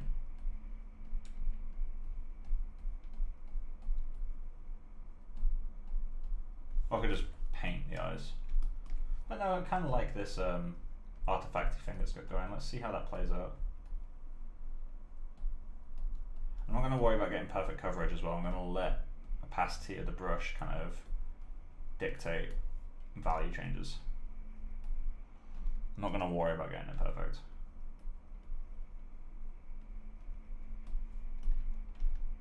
Because again, this thing's out of focus in the background and all that jazz, so it's not like we have to worry about it, to be honest.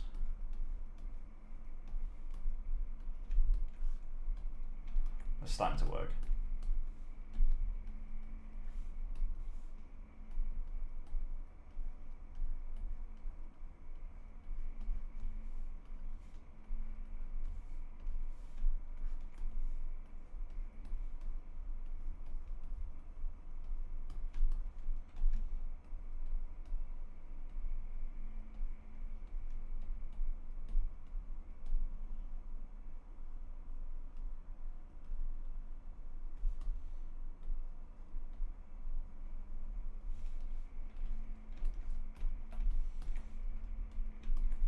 Starting to get something interesting to it.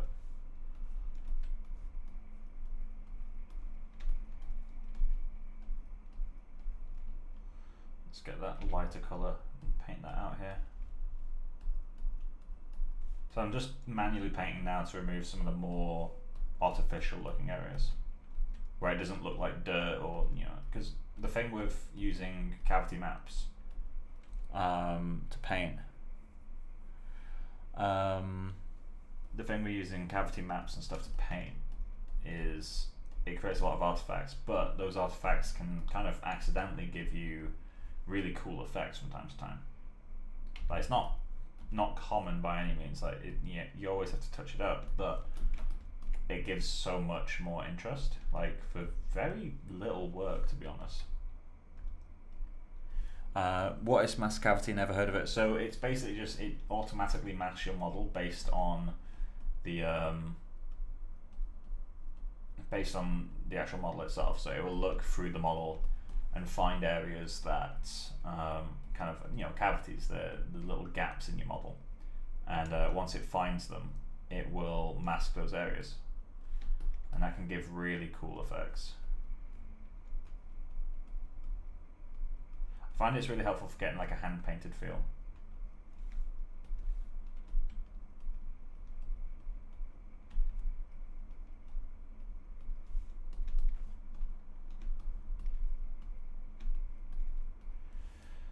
Let's go a more vibrant yellow. That's too vibrant. Need it to be pretty desaturated. That's a bit too desaturated. I just find it so hard to get these colours right. It's just the ends of these wrinkles I want to have like a fattier feeling to them.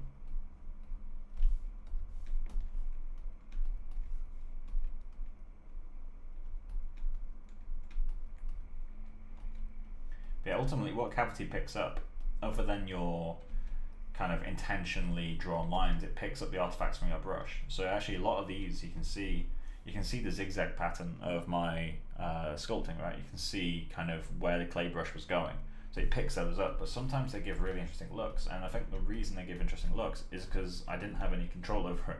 So it's not feeling artificial. It's not well, it feels fake, but it doesn't feel intentionally placed, which is the biggest issue with a lot of this sort of stuff, I find. Oh yeah, we need to turn off modifiers now. There we go. I'm just going to go through, tighten up some of these.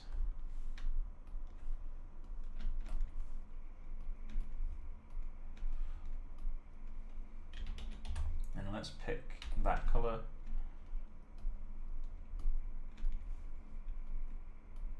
It's interesting. I'm not worried about making it look like really good. I just want to make it look serviceable, to be honest. Let's try exporting that texture.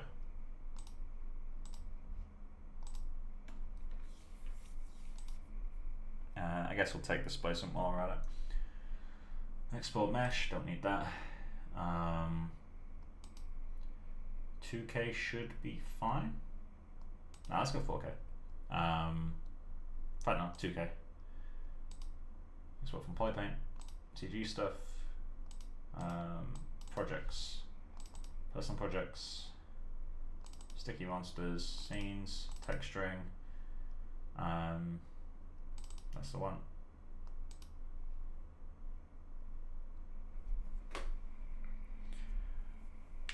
$20 seconds.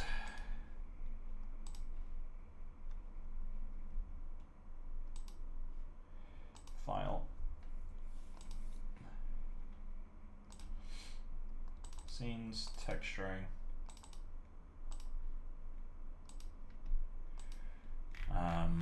Set this to utility sRGB texture, and then let's get displacement on there as well.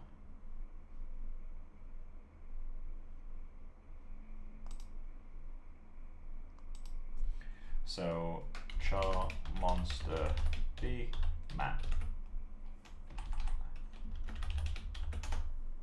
Cool. And let's create displacement shader. Connect that up. File.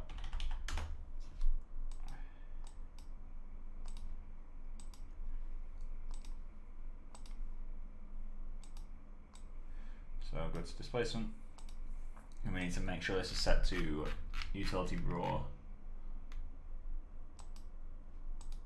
so that Maya doesn't try to grade it in any way.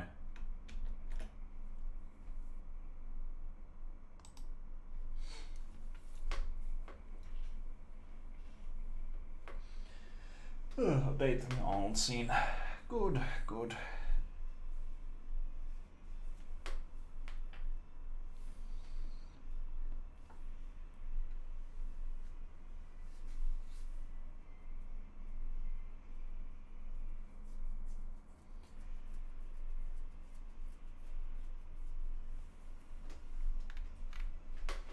I have to update full scene. Well, it says it's still updating, so I'll leave it a moment. I think what I might do at some point soon is reduce the amount of depth of field, because I don't know if this is too much depth of field, to be honest, given the distance of the camera to the subject, and these aren't that far. These are about, you know, that same distance, so it might be worth reducing that. Let's just update full scene, force it to do a full update. I got a text from O2 today saying that my phone order's been delayed, which is a bit annoying. So I gotta wait until early February before I get my new phone. I don't upgrade phone very often. It's literally like every 3-4 years maybe I upgrade. So I'm currently going from an iPhone 7 to not an iPhone, Galaxy S21 Ultra, which I'm looking forward to because it's quite a big upgrade. And then I'll have that phone for 4 or 5 years. I've never really been too bothered about getting the latest phones and all that sort of shit. It's just not really me. Or keeping up with the latest phones. I'll get the latest when I'm upgrading, but I don't keep up with the latest. That's kind of interesting.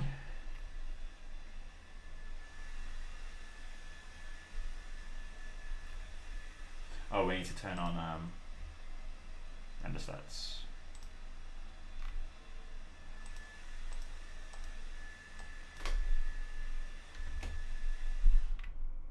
There we go.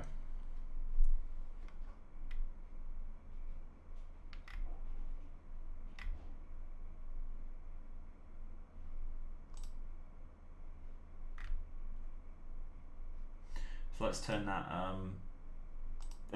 let's turn depth of field back on. There we go. It looks beautiful. All the work was well worth it. I love it.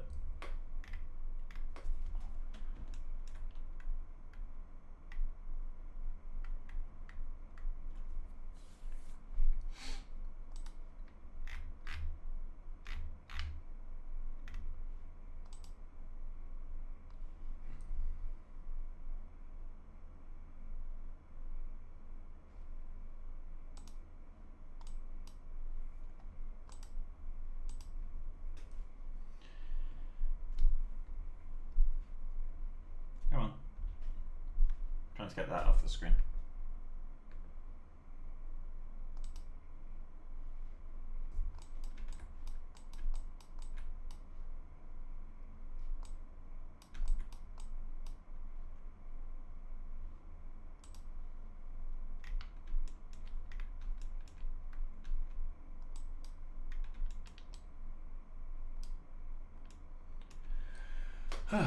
So we need to put hair on this thing. Not today. Definitely not today, but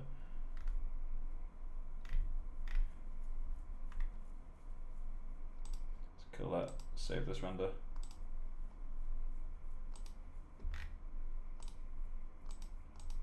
The kid ate.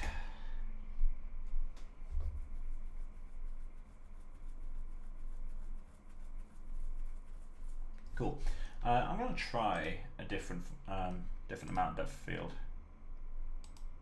Let's go with that. Let's go to Arnold. So aperture size. Let's set that to like 1.5 instead.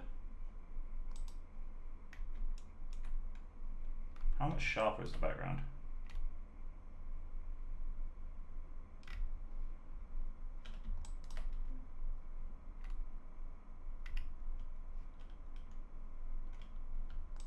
So one thing I'm kind of realizing is by having the depth field so aggressive, I'm kind of removing the chance to actually make the background look interesting. Like rather than just broad strokes, I could actually make it look decent. Love Android. Yeah, I'm kind of I'm looking forward to switching because I've not really long been into smartphones, to be honest. I didn't get my first mobile until like 2016. I got my first mobile. So yeah, I got iPhone 5S, then I got an iPhone 7S, and now I'm getting the Samsung Ultra.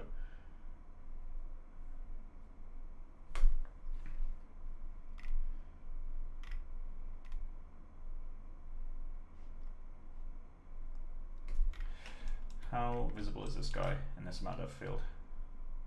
Oh, he's starting to get the mouth back. So maybe it's worth rendering this depth of field. Let's just leave it kind of running in the background. Maybe something between those two will be what works best. Let's actually reduce the amount of aperture blades as well, so we get a more angular bokeh. I quite like pentagon bokeh.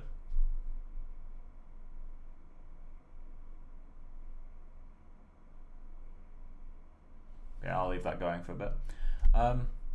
But yeah, so I guess that's kind of the end of the stream because there's no point pushing on to other stuff because I don't plan streaming that long tonight anyway. So we made that creature in an hour and a half. It worked out as just over an hour and a half, which isn't too bad. I mean, granted, it's just a zero mesh. It's not exactly rigged or anything, but it was alright. I'm wondering if the eyes are too big. I might need to adjust that in the next stream. But yeah, so speaking of next stream, so I'll probably start doing creature grooms again in the next one. So I need to groom this guy, I need to groom this guy, I need to groom this little mouse, and I need to groom something coming out of this. The creature coming out of there, currently the drawing has it as a set of eyes with basically the flying spaghetti monster, to be honest. So I don't really need to sculpt this. I can just model two tubes, model two eyeballs. Probably take them from a different project, to be honest. And then maybe I could take the eyeballs from the Rowan creature that I did, the monkey blue hair thing. That could be a bit of fun. But yeah, so I need to groom those. I've got 4 different creatures to groom, all of which are going to be quick work. Except the guy in the sewer. I think he's going to be quite complex because I need the hair to hug the surfaces around him. But yeah, so what do we call it? Is the background too sharp now? Or have I just gotten used to really extreme? I think I might have just got too used to really extreme depth of field. Let's have a quick look.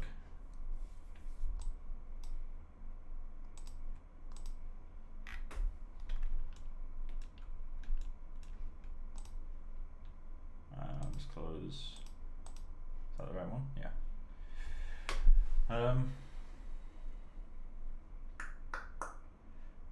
It's not a huge 90-day difference, but it is a difference.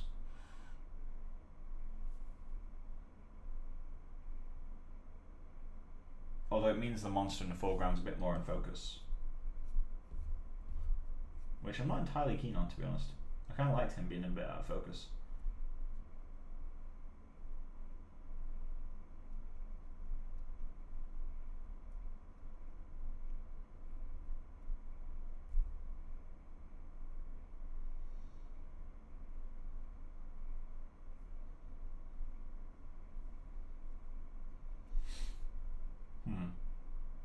I know, what do you guys think? Or is the stream quality not high enough to be able to tell? I also technically need to get something in this window. And Becca did suggest putting a foot under this door, which could be kind of funny, to have like a little toe poking out of a really nasty nail.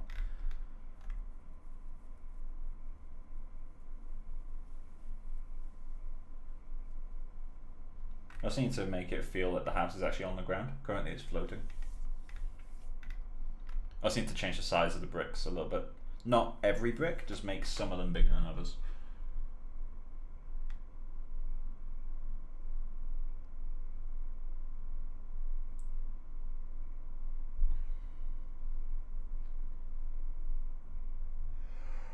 Oh, what to do, what to do.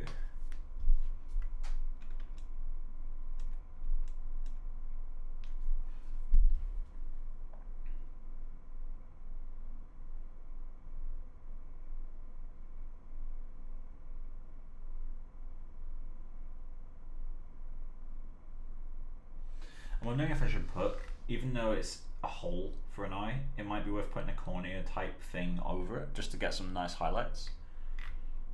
It wouldn't exactly be difficult to do. Just do the same thing I did for this guy, which is create a sphere and put a cornea shader in it. Nothing else needed. I also need to decide if I'm going to model the ground or if I'm going to do it in shader. As in the cobblestone thing. Because if I had a full Houdini license, it would be piss easy to do. But I don't have a full Houdini license. I have an apprentice license, which you can't export objects out of. And I don't fancy porting the entire project to Houdini, just so I can render the ground. But there might be a way to do it in ZBrush or in Maya. I'm not sure. I also need to make some plants, like moss and shit. It's gonna be pretty tricky.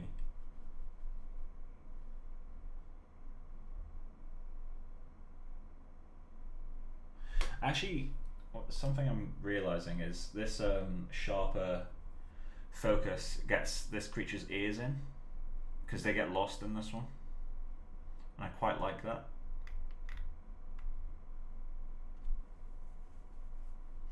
We'll have to see how this cleans up. So I quite like how out of focus this gets. So I'll leave this render going for a little while. It'll probably take about 45 minutes to get it clean. I'm not going to stream that whole time, so if anyone's got any questions, now's the time to ask. If not, I'm going to end the stream in like 2-3 minutes. And then I'll be back. It's Thursday today, so we should be back on Saturday. Who knows? If not, back on Tuesday, as usual.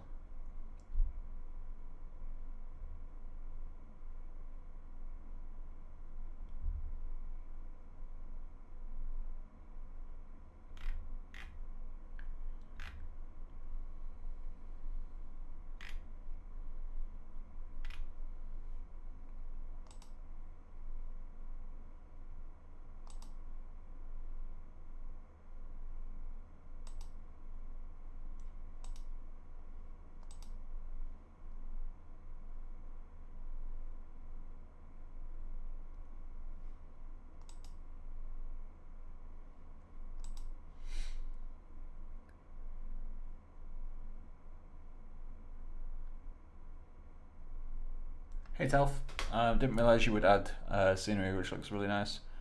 Was the environment something random to add? So originally I was doing, do I have any renders of that? I'll have to go to Facebook again. Originally, I was doing an idea of this whole thing being like a writer's stuff come to life. So it's on a little writer's desk coming out of paper and all that jazz. But over time, I kind of fell out with that idea. It just started to feel a little bit, don't know, a little bit hammy. So that's what it was. This is the most recent render I've got with the desk. Obviously, we've done the kid's hair and all that stuff since. Obviously, we've got the giant sweet wrappers and all that. I still quite like this image, but it didn't feel right. So I've ended up going down this different route, and I kind of prefer the different route. Like, I feel like this is more interesting. When I say this, I mean this, not the render. So I've kept some stuff, like the sweets are still there from the desk. They're just a lot smaller now. But yeah, so I just felt like I needed to do something else with the scene, and I feel like this is more interesting. So yeah, that's kind of the way that went. We'll see. We'll see if I end up going back to the desk thing in a different project at some point. Maybe I should do like a toy soldiers shit at some point. It could be quite fun. Little green army soldiers. Do a project with those. Oh, sorry, just stretching. But yeah, but I'm starting to get happy with this general idea. I'm using Arnold or Renderman here. I'm using Arnold for this project.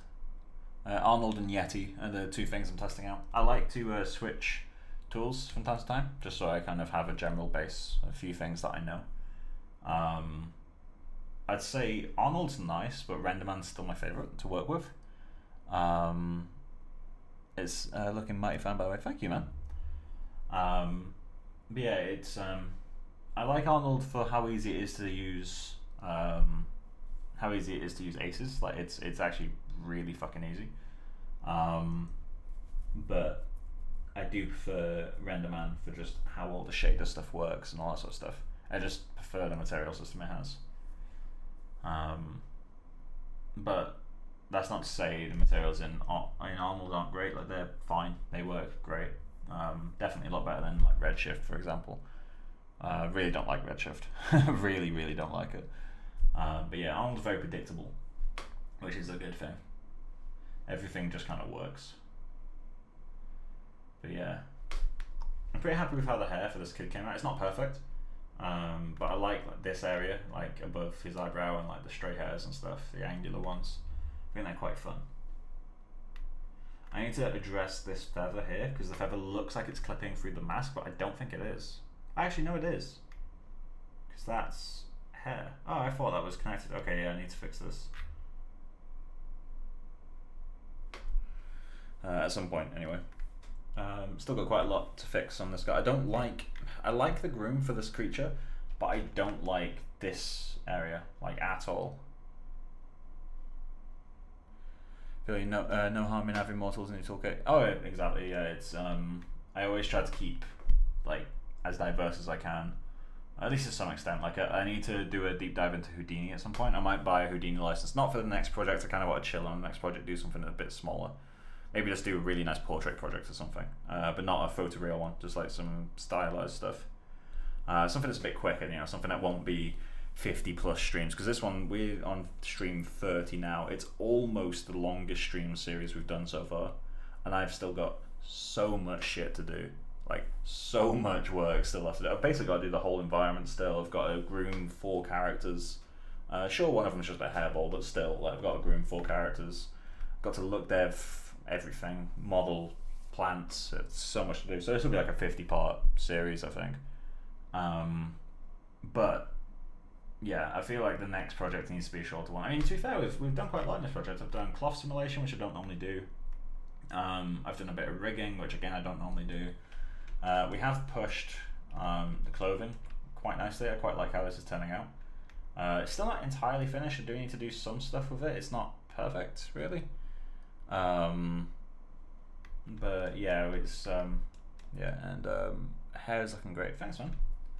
Glad you like it. But yeah, so I'm looking forward to doing the groomers for all these other creatures, though. They give me a lot of freedom, I think.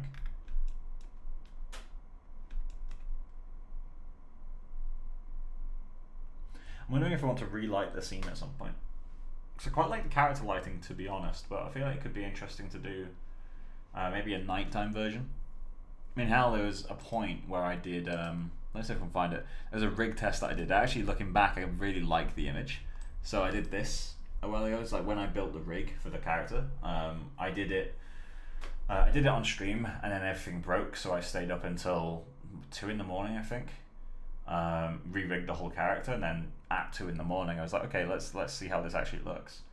So I posed it, got this guy set down and all that stuff, and I quite like the idea of having like a little campfire with, you know, this monster and the kid. Like, I think that's quite pretty. So, you know, maybe I'll do something like that in the next project, little campfire thing, but with very simple characters, and maybe just model them in pose. But yeah, that was yeah, it's fun. I like that version. Yeah, so put that back on the other screen.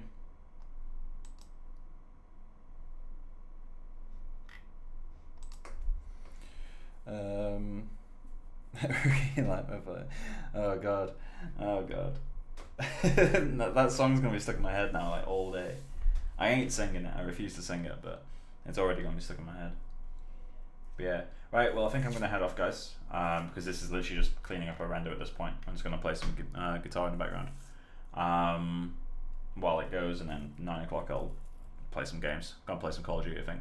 I'm obsessed with Call of Duty Zombies at the moment. In Cold War, it's just so much fun. Although most people that I play it with end up being a bit shit, which is annoying. But yeah, so yeah, I'll hopefully be streaming on Saturday, because I don't think we're going to Becca's parents this weekend, so it gives me a bit more free time on the weekend. But yeah, so I'll I saw that little face. But yeah, so I'll see you guys again on the weekend, hopefully, and if not, maybe the week after, on like Tuesday or something. And yeah, and if you choose not to return, so be it, I guess. Enjoy the rest of your nights anyway. Yeah, bye guys.